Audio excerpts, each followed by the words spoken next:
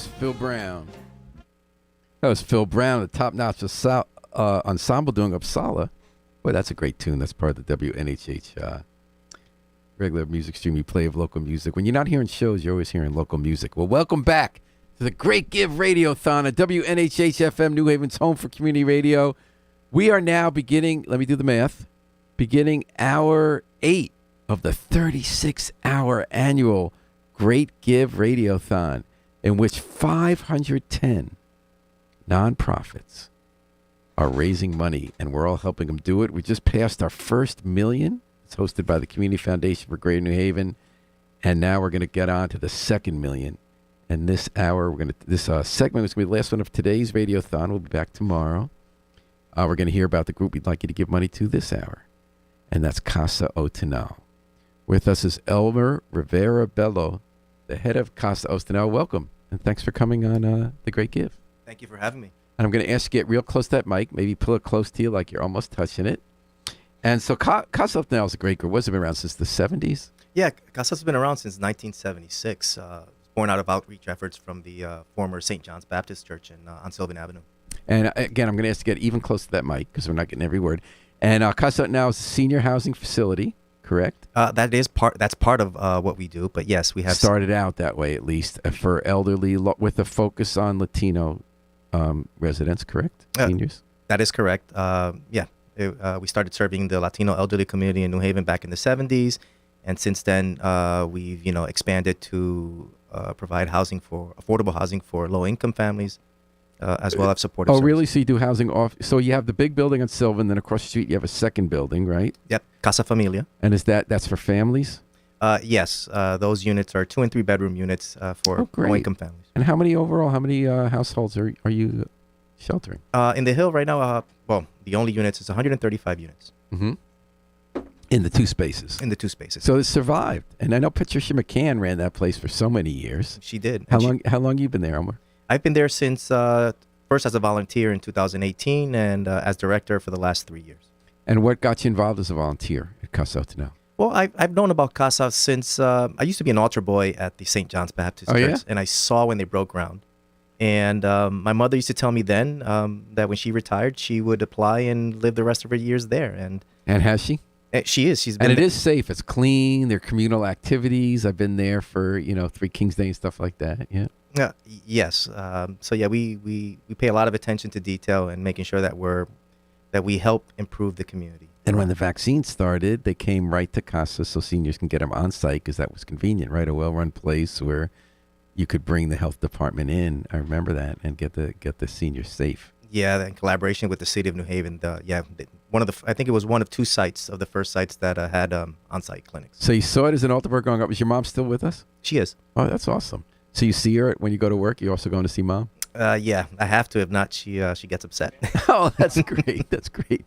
And so what's you been doing with Casa? How's it evolved since you've taken over the last few years? Well, when I came in, there was, I heard there was facing some hardships. I remember that, financial. Yep. And since I've been on there, we've been expanding programming for the seniors and youth, making sure that, we're on solid footing.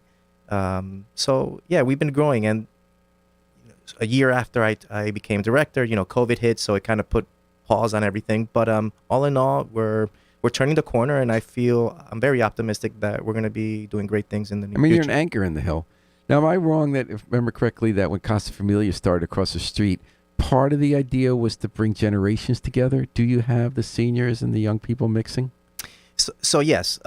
So that idea was born during that time. We were facing the pandemic, if you want to call it that, where a lot of grandparents were raising grandchildren. And so that idea was originally intended for grandparents who were raising grandchildren. It has since evolved to include just families in general.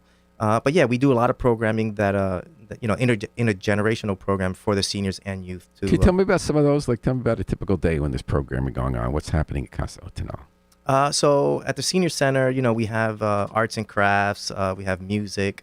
We have nutritious meals that we serve the seniors. Across the street at the community center, we have the after-school program. Also, other arts and crafts for the youth in the community. And although we haven't done it recently, we plan to start it up again. Is where in the after school program we have our seniors participate in the care of the children that we're watching. All right. So we're talking to Elmer Rivera Bello, who's been running Casa Otonal, keeping a great institution alive in New Haven, in the Hill, and Anchor of the Hill. Started out as seniors, Latino seniors, now it's families as well.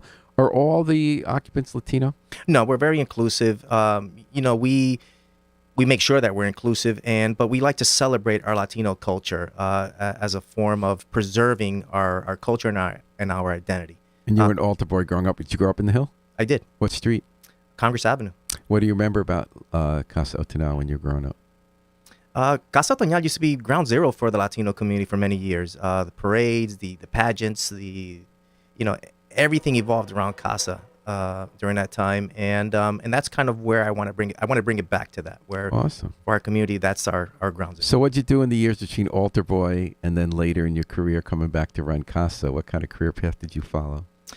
So I raised a family. I got involved with real estate, and that was my focus. Mainly raising my 3 daughters, and then they went off to college, and I had some free time, and an opportunity came to give back to the community, and I got involved with Casa. And Do you still live in New Haven? I do. Where do you live? I live on West Rock. Okay, so that's nice. You still stayed part of the town. You're keeping in station going. That's great. Anything else you want people to know? What we want people to do is go to thegreatgift.org. Casa Otonal, one of the great institutions. A real test is when a great institution starts, and then it inevitably gets a midlife bump where he has the financial pressures years back. And then when it gets reborn with new energy, people who are rooted in our community and keep it going, a new generation, new ideas, those are the institutions that really keep New Haven strong from generation to generation, or the door, as we say in the Jewish faith. Tell me what else you want people to know as they go to thegreatgift.org and send some love the way of Casa Otonal. No, just the work that we do for our seniors and the youth. We really try hard in making sure that all their needs are met. That we are an asset to the community. We want to continue on. We believe in so much in how that everything begins at home, and how housing is so important, especially now. I think it's no secret that people know that there's an affordable housing crisis. Right. And we need your support. We need the support to continue the work that we do and to continue to expand on that work. I'm sold.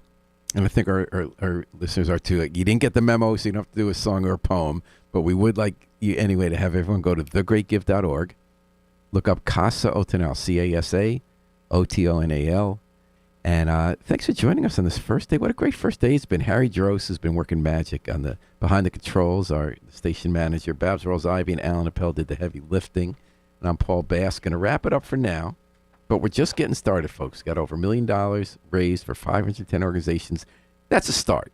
But we're going to go much bigger than that, including with Casa Otonal this hour. If you'd like to help out Online Journalism Project, that's what puts out this radio station, WNHH-FM, and publishes the New Haven Independent and Valley Independent Sentinel nonprofits. If you look up any of that, Online Journalism or New Haven Independent, you could throw some money our way. So, Harry Jaros, we're ready to take it out now if you want to cue up the music. And I want to thank one more time a great guest to end the day, Elmer Rivera Bello at Casa. So happy things are going well there. So happy your mom has a good place to live, and she could be proud of her son every day who keeps the place running. Thank you. Folks, when we come back tomorrow morning, I think that number's going to be a lot bigger, and then we're going to bring it over the finish line.